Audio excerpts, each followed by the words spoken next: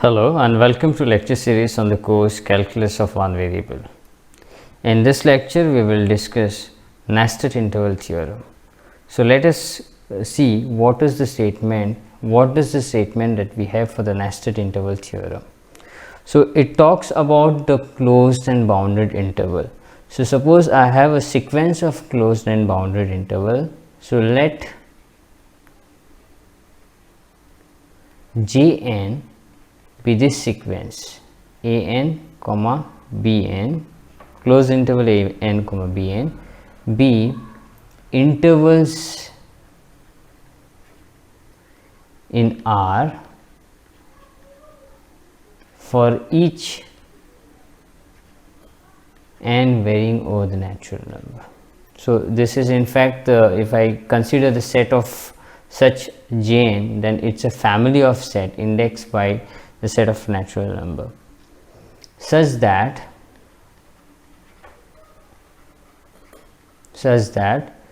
Jn plus 1 is contained in Jn for each n in n. Then, so if this is the hypothesis of the nested interval theorem, so if we have a sequence of closed interval in such a way that the interval with the higher suffix is contained in the interval with the lower suffix, that is j of n plus 1 is contained in Jn, then this theorem assures that there will be at least one point in the intersection of this Jn. Then intersection of Jn over this natural number is going to be non-empty. That means there is at least one point in the intersection of Jn. So before I go to the proof of this theorem, there are certain observations which one have to make. Now here this Jn that we have considered is a closed interval and it is bounded interval, bounded in the sense because the length is finite. So even if I drop one condition from this, that is either closedness or the boundedness, or even if this Jn plus 1 is contained in Jn, then the conclusion may not hold. So this is strictly for the sequence of closed and bounded interval which are decreasing. Now why these are decreasing? Just note down one thing over here. So this is closed and bounded, or we also call it as finite in R, since it is a subset of R, a finite length. Now one thing you can observe here is that J1 is the larger set. See, if I draw these sets on a real line, we have this. Now J1 by the definition is going to be A1 comma B1. So this whole interval is your J1, sorry. And now from this J2 is contained in J1. So that means J2, the interval A2 comma B2 should lie inside this interval A1 comma B1. So say suppose I have A2 over here and B2 over here. See, when I define a closed interval and if it is a non-empty set, then obviously the first endpoint has to be less than or equal to the second endpoint. Okay, and so that is vacuously true, and we assume the closed interval with that condition. So here A2 is less than or equal to B2. So this is my J2 which is contained in J1. And similarly, if you see J3, if I put n equal to 2 over here, you will see that J2 plus 1 is contained in J2. That is same as J3 is contained in J2. Sorry, J3 is contained in J2. So we have somewhere here A3 and somewhere here B3, and so this whole interval is your J3. Fine.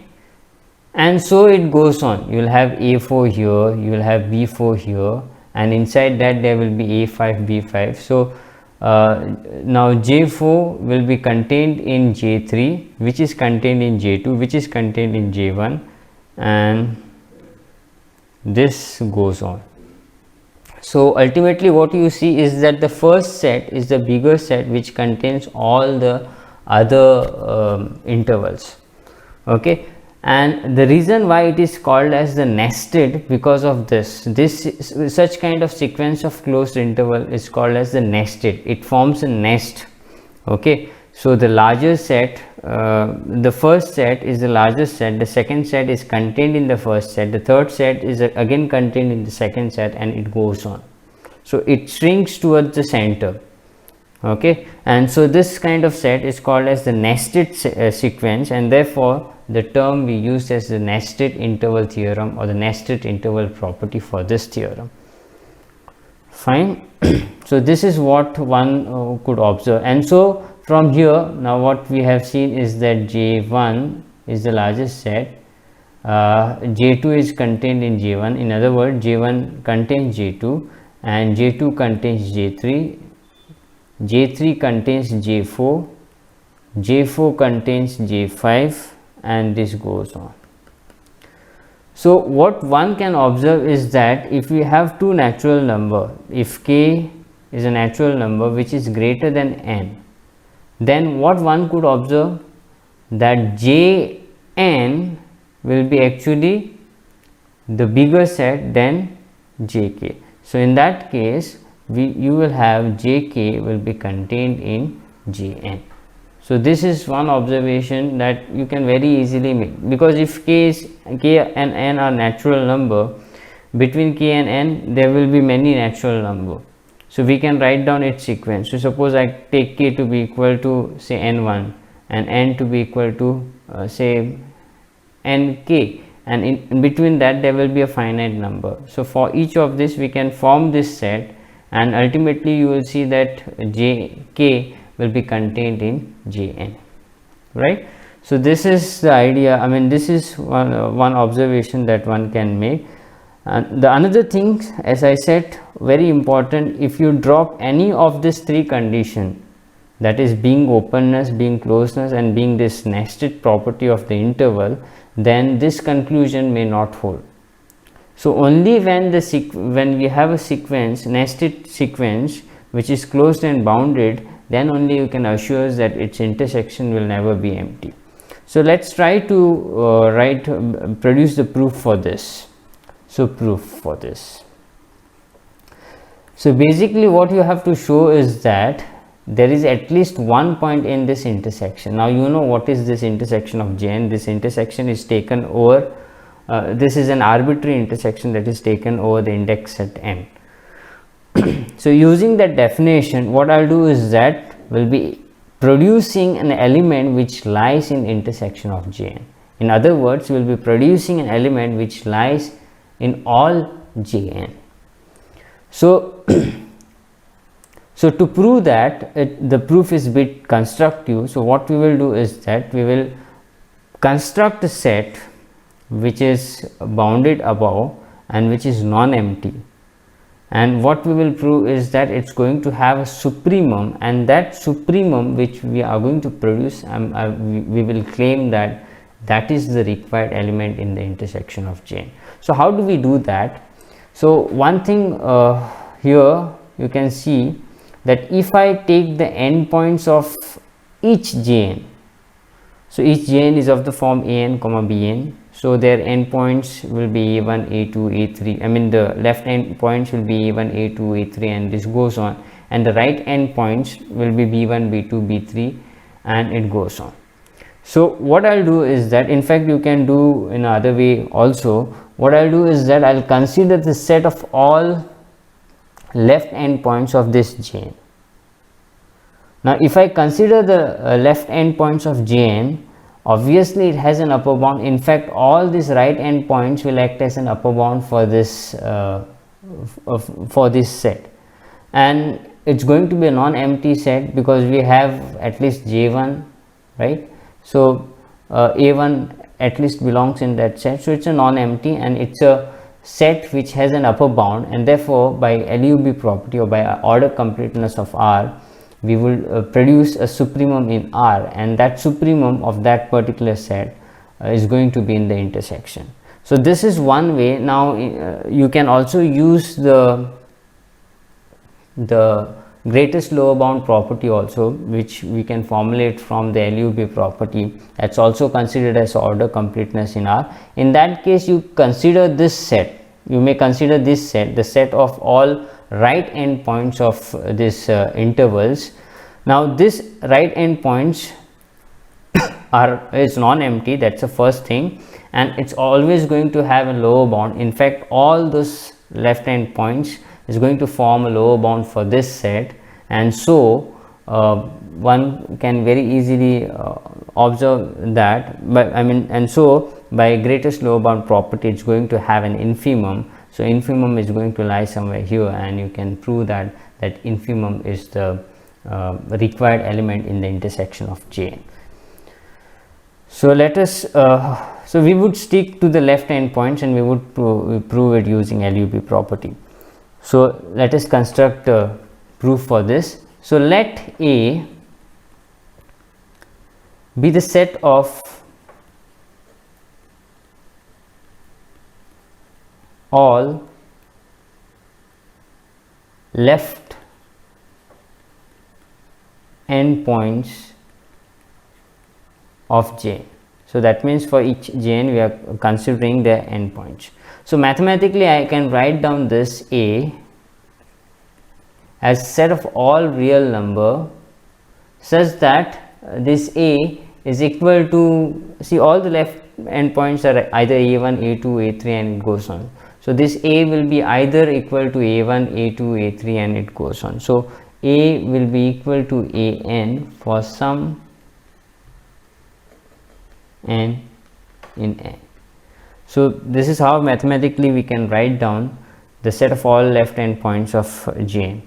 So first thing one can observe, that is very clear from the definition, that A is non-empty.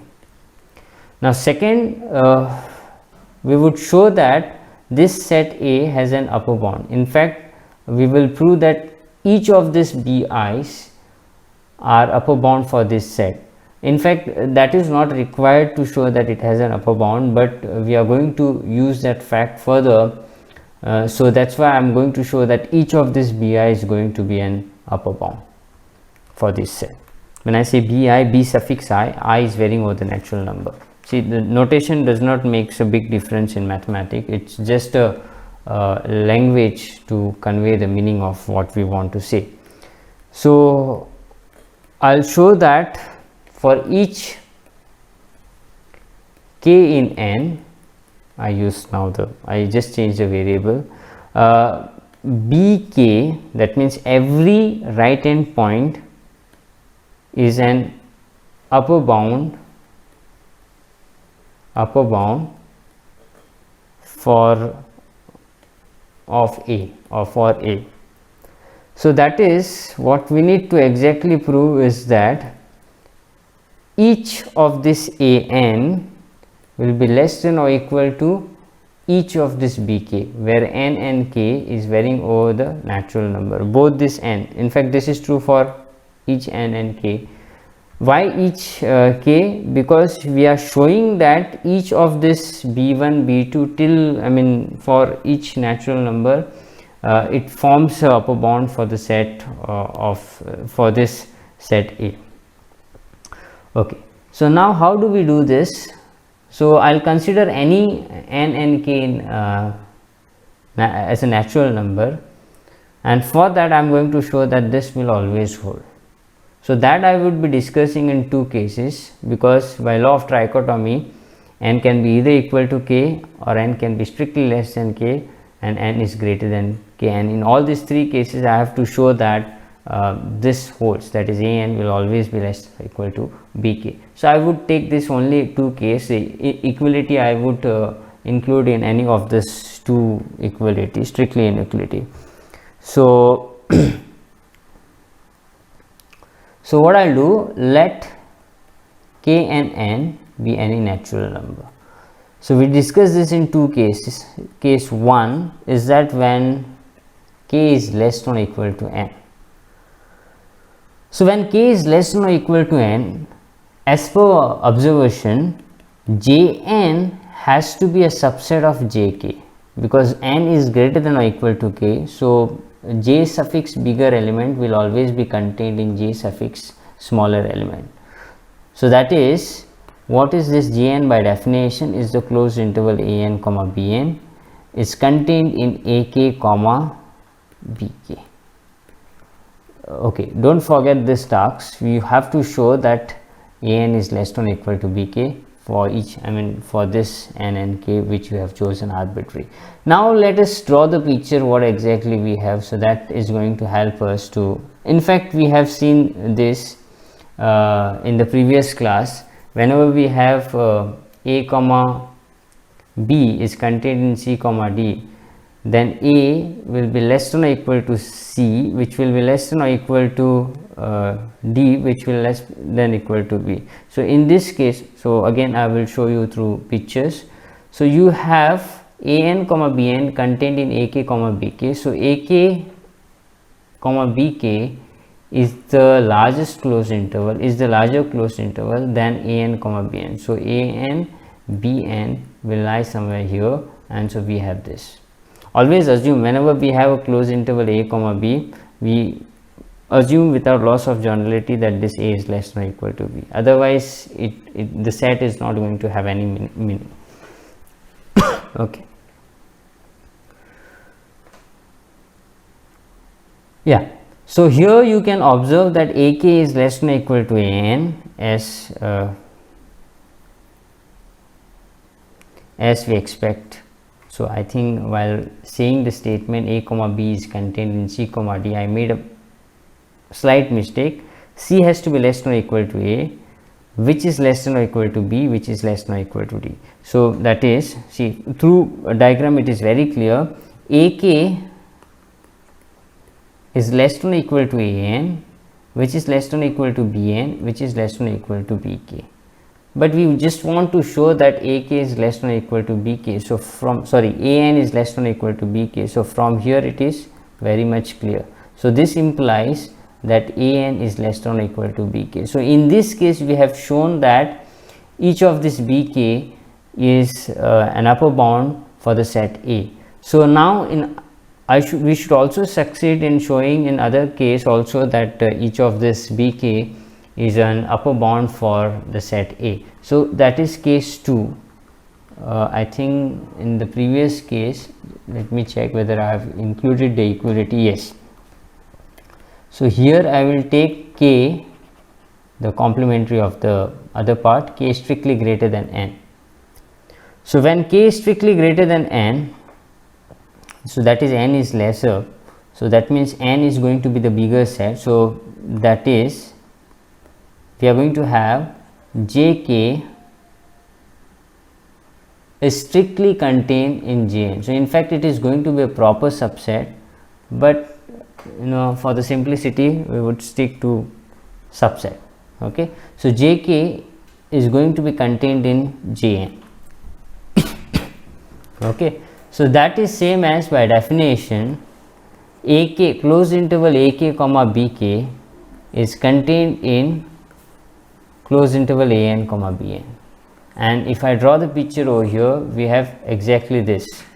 an comma bn is the largest set, and it contains this closed interval ak comma bk. And so through this picture it is clear that an is less than or equal to ak, which is less than or equal to bk, which is less than or equal to bn. So we wish to show that an is less than or equal to bk. So from this it is very clear that an is less than or equal to bk. So in both the cases, no matter what is the relation between k and n, we have succeeded in showing that an is less than or equal to ba for each n and for each k, because we have chosen an arbitrary n and k. So that shows that each bk is an upper bound for the set A, for the set of all left endpoints of Jn. So this proves that an is less than or equal to bk for each k comma n in set of natural number, and therefore we have shown that a is bounded, or I would say that each bk, see again this k is simply a notation, simply a variable. For that k, you know, I can say I or n or anything. So each bn also I can say, but since I have used this n for a for the left hand points, I would stick to this notation bk for the right hand points. So each bk's each bk's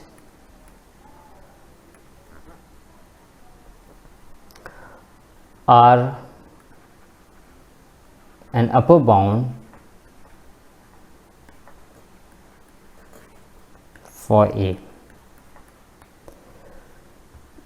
So we have got the tasks, and therefore by, so we have a set which is non-empty and which has an upper bound. So by LUB, or by order completeness, I can say that the set A has an supremum in R. So there exists alpha in R such that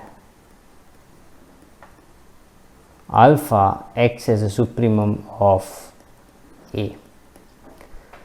So this is the whole idea, and if you see that supremum will always lie in the mid of this, it will, see this picture, it will never cross this bi. The reason is very simple, because bi's are the upper bound and alpha is the least upper bound. So alpha has to be less than or equal to each of this bi, and also you can very easily show that each of this ai is less than or equal to alpha for a simple reason, is that this alpha is an upper bound. So that actually shows that this alpha has to be lie to the left of each of this bi and to the right of each of this ai, and that's why this alpha is actually a sandwich of all this ais and bis, and therefore it lies in between ais and bis for each I in set of natural number, and therefore that is same as saying that this alpha is in the intersection of Jn. So that is the ultimate claim. We would show that this alpha is in the intersection of Jn for n belongs to n. Okay, so how to show this? So first I use the fact that alpha is an upper bound, because alpha is a supremum of A, alpha is an upper bound of A. See, what exactly you need to show, that alpha is in each an comma bn, closed interval an comma bn. And what is an, how the an closed interval an comma bn is defined? When do I say that alpha belongs to n comma bn? If alpha lies in between an and bn, it can be even be equal to an and bn. So alpha is an upper bound of A. This implies that each of this an has to be less than or equal to alpha for each n, right? So this is one thing. Now it is enough to show that this alpha is less than or equal to bn for each n. So now since again now since you know that this each bk are upper bound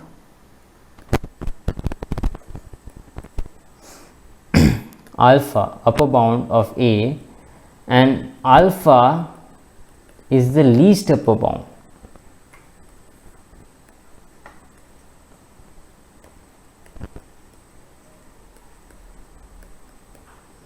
We should have the relation. What should the relation between alpha and bk? Alpha is the least upper bound, and each of these bk's are the upper bound of A. So alpha has to be less than or equal to bk for each k in n. Now again, as I said, this variable is just a medium to convey the message. This says that each of these, beta k, each of this bk is greater than or equal to alpha. So again I can write down this as alpha less than or equal to bn. I just change the variable for each n belongs to n. So now from 1 and 2 one can say that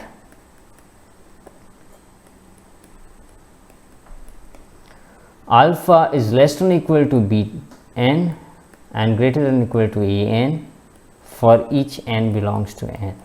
That is, alpha belongs to the closed interval an comma bn for each n belongs to n. That is, alpha, this is nothing but the definition of Jn for each n belongs to n. Again, this is nothing but the definition of intersection, arbitrary intersection of Jn over the index set natural number, and this is enough to say that therefore intersection of Jn over the set of natural number is non-empty.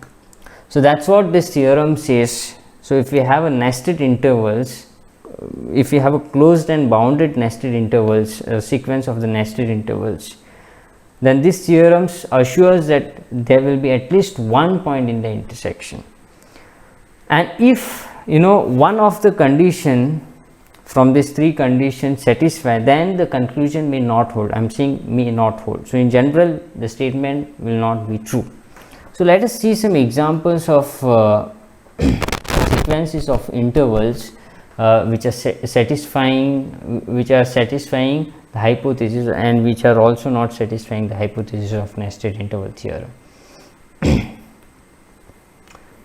So let's take one example 1.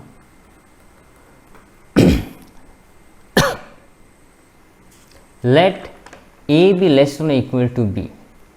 Consider the sequence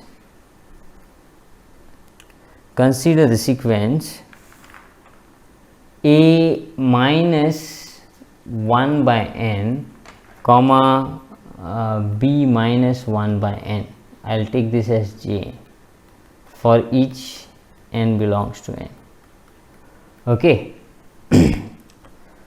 So if I draw the picture of this set, okay, so now I want to know what is the intersection of Jn. So slowly I would produce the intersection of Jn through with the help of nested interval theorem also maybe.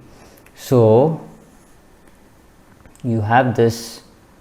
Now what are the sequence? So when I put n equal to 1, n is starting from 1 onwards only because n is varying over the natural number.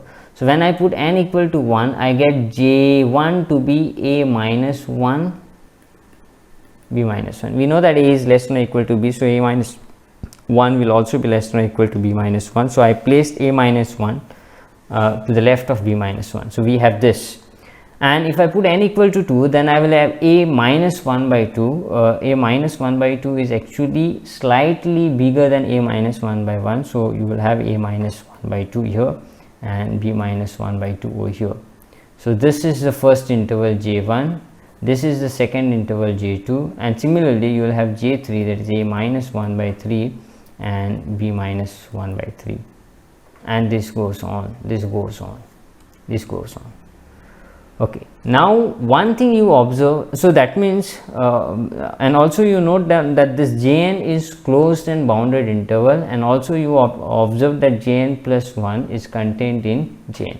So Jn is closed and bounded or finite. Also Jn plus 1 is contained in Jn. This happens for each n. So what can you conclude? So therefore, by nested interval theorem, one can say that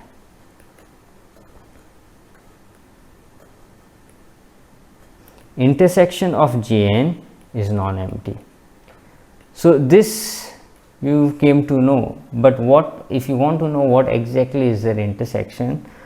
You just see where does this left hand side get strings to. Okay, so when you know that when n goes to infinity, this 1 by n will gradually tends towards 0, and so therefore this A minus 1 by L will shrink to A, and this B minus 1 by n will shrink to this B. And so in each of this A minus 1 by n comma B minus 1 by n, this part A minus B will always be common, and so we claim that this intersection of Jn over natural number is the closed interval a comma b. So it is easy to prove using the property of Archimedean property. So how do we do that?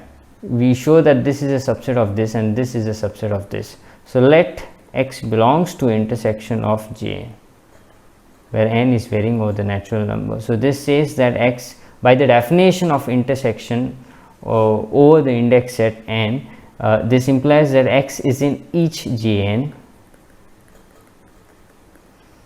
So that is same as saying x belongs to what is Jn a minus 1 by n comma b minus 1 by n for each n belongs to natural number. So that is same as saying x lies in between a minus 1 by n and b minus 1 by n for each n. That is also important for each. This is happening for each n. So then only we can use the Archimedean property. So here a minus 1 by n is less than or equal to x and x is less than or equal to b minus 1 by n. This again happens for each n belongs to. Right?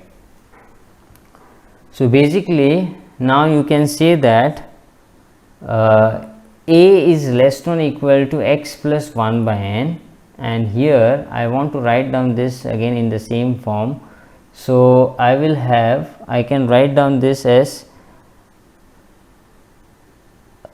this is actually plus n if I am not wrong. Yeah, I made an error over here, b plus n. Yeah, so if it is b minus half, then it will lie to the right. So I am sorry. So this is b plus 1 by n. So this is b plus half, b plus 1 by 3.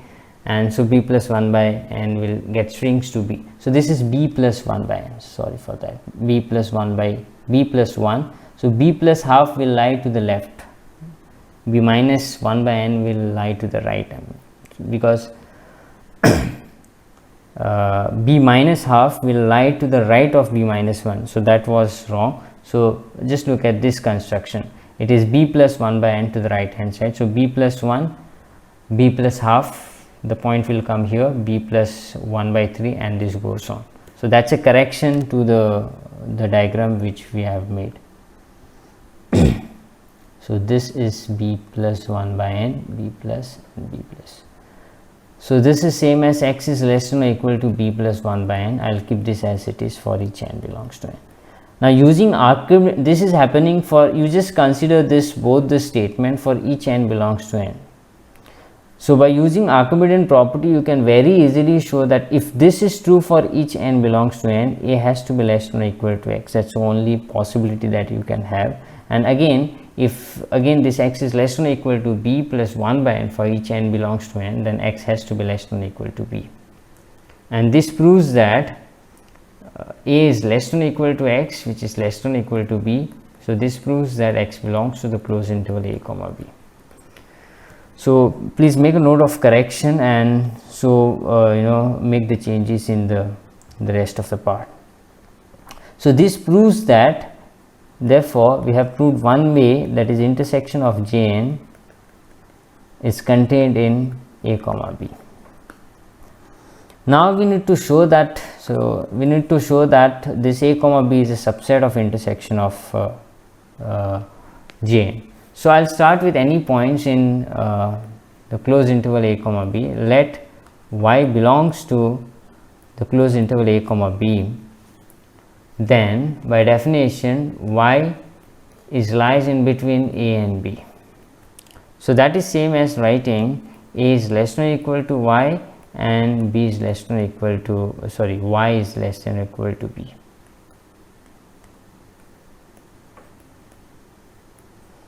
Now one thing, so I'll call this as star. Now one thing you need to note down, that for each n belongs to n, 1 by n is always positive quantity, right?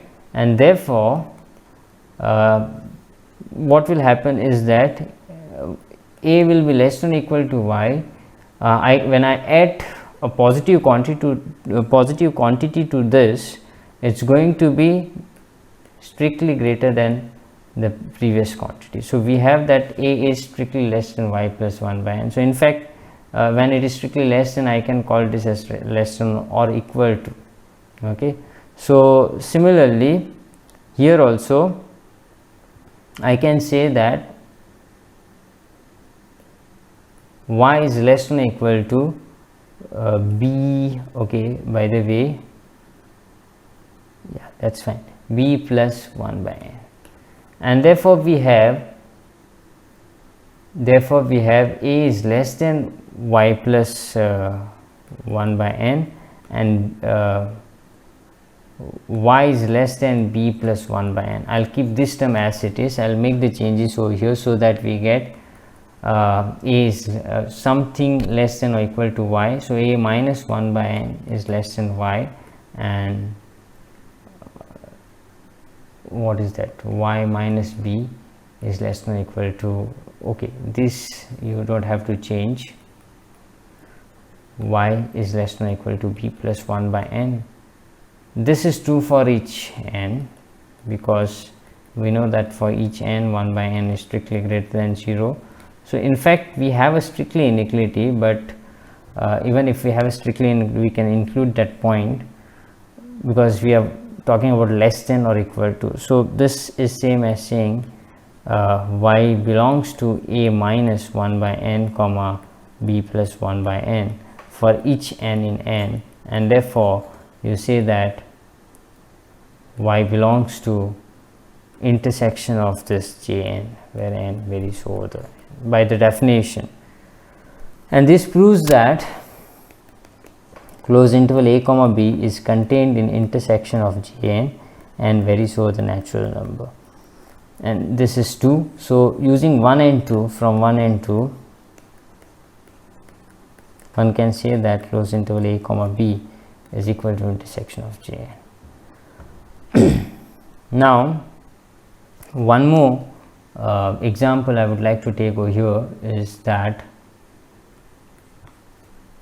if Jn is equal to closed interval minus 1 by n comma 1 by n, I have taken a and b to be equal to 0. So in that case, a is equal to b, which is equal to 0. So you can very easily prove that first of all, intersection of Jn will be non-empty from the nested interval theorem, because this is closed and bounded, and also this is nested. That is, you can see that J1 is the bigger set, J2 is contained in J1, J3 is contained in J2, and this goes on. So therefore intersection of Jn is empty, and again one can very easily prove that the intersection is the singleton 0. I would take one example wherein it fails to satisfy the hypothesis of nested interval theorem. So let me consider the interval 0, open interval 0 comma 1 by n. Okay, so you can very easily observe that this is open interval.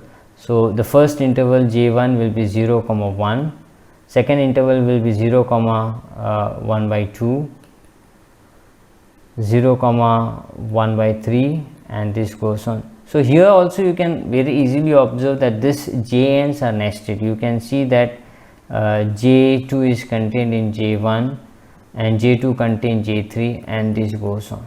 So it is of this form, but here the intersection is not empty, intersection is empty. It does not satisfy the hypothesis of all hypotheses of nested interval theorem. It is not closed, although it is bounded, and so we cannot assure that the intersection of this Jn is going to be non-empty. In fact, the intersection of Jn, one can very easily prove that the intersection of this Jn is empty. Okay, so this I have discussed in the class 9 in the course of Foundation of Mathematics. So one who wishes to go through the proof of this can watch those videos in the playlist Foundation of Mathematics. So thank you for watching this video, and I have a nice day ahead.